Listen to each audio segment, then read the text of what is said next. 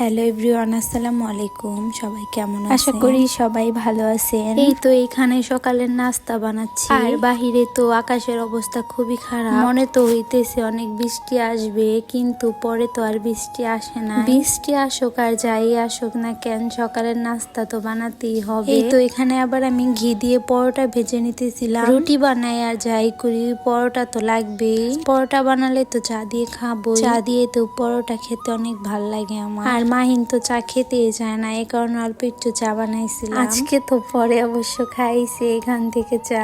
তো এখন তো অনেক সকাল, আর স্কুল খোলা, এখন তো অনেক সকাল সকালই উঠতে হয়। আমি তো 7:30টার আগে ভাত রান্নাও করে ফেলছি আজকে। তো এখানে আমি চা ঢেলে নিতেছিলাম। মাহিন প্রাইভেটে গেছে, মাহিন আসলে আবার ওকে আমি খাইয়ে দিব, তারপর রেডি করে নিয়ে যাব স্কুল। এখানে আবার ডাল রান্না করছি, আর এইদিকে আবার মাহিনের টিফিনটাও রেডি করছিলাম। আমার ছেলেটা তো ডাল দিয়ে রুটি অনেক পছন্দ করে, ও তো খেতেই চায় না ডিম। যাই হোক, বাচ্চারা যেটা খায় সেটা দিয়েই দিতে হবে। এই তো তারপরে এই তো আবার চলে আসছি স্কুলে, আর এটাই তো হচ্ছে মাহিনের স্কুল। তারপরে তো বাসায় চলে আসছি, আর রাস্তায় এত বেশি জ্যাম ছিল, আমার তো আসতে আসতে 1টা বেজে গেছে। এই তো এখানে তো আবার আমি কয়টা ড্রেস নিয়ে আসছি বাসায় পরার জন্য, আর দেখুন ড্রেসের কালার গুলো কিন্তু অনেক সুন্দর। এখানে তো মোট 6টা ড্রেস আনছিলাম, আমি আবার 2টা বানাতে দিছি, আর এই 4টা তো আবার আমি ঈদের পরে দিব। এখন তো ঈদের আগে কোনো দর্জি ড্রেস নিবে না এতগুলো। আর এই ব্লকের ড্রেসটা তো আমার অনেক ভাল লাগছে। এই ড্রেসটা তো আমি আরো 8 বছর আগে কিনছি, আমার যখন বিয়ে হয়েছে নতুন, ঠিক তখনই আমি এরকম একটা ড্রেস বানাইছি। তাই তো অনেক ভাল লাগছে দেখে আবার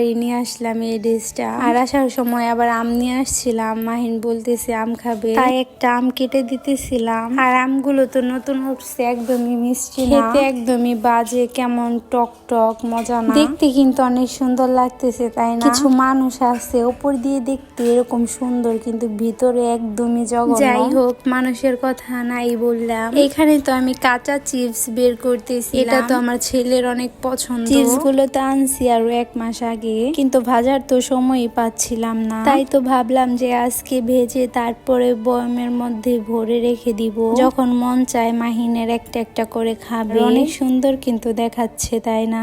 আর এদিকে আবার আমি ফ্রিজ থেকে মাংস বের করতেছিলাম। বৃষ্টির মধ্যে কিন্তু ভাত খেতে ইচ্ছে করে না, তাই না? আমার তো খিচুড়ি অনেক বেশি পছন্দ, এর জন্য তো আমি মাঝে মাঝে খিচুড়ি রান্না করি। আর আমার হাজবেন্ডও কিন্তু খিচুড়ি অনেক পছন্দ করে। আমি যেটাই রান্না করি না কেন, আমার কিন্তু একা খেতে একটুও ভালো লাগে না, তার কথা কিন্তু আমার ভীষণ মনে পড়ে। কি আর করার, দুইজন দুই দিকে। যাই হোক, কথা বলতে বলতে আমার মাংসটা কষানো হয়ে যাচ্ছে।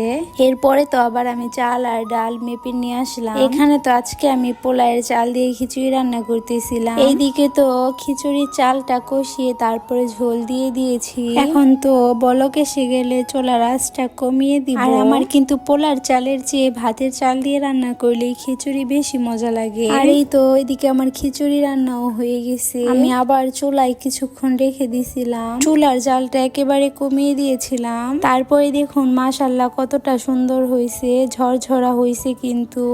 আর এখানে কিন্তু ভর্তা বানিয়েছি, এই ভর্তাটার মধ্যে তো আমি পটল আর শুটকি মাছ দিয়ে বানিয়েছি, খেতে কিন্তু অনেক মজা হয়েছিল। আর এখানে তো আমার সাফা বড়িটা আম খাচ্ছে, ওর লাইফে তো এই প্রথম ও আম মুখে দিল। এর আগের বার যখন আম উঠছিল তখন তো খেতে পারে নাই, তখন তো অনেক ছোট ছিল। যাক, সবকিছুর জন্য আলহামদুলিল্লাহ। তো আজকে এই পর্যন্তই, সবাই ভালো থাকো, সুস্থ থাকো, আল্লাহ হাফেজ।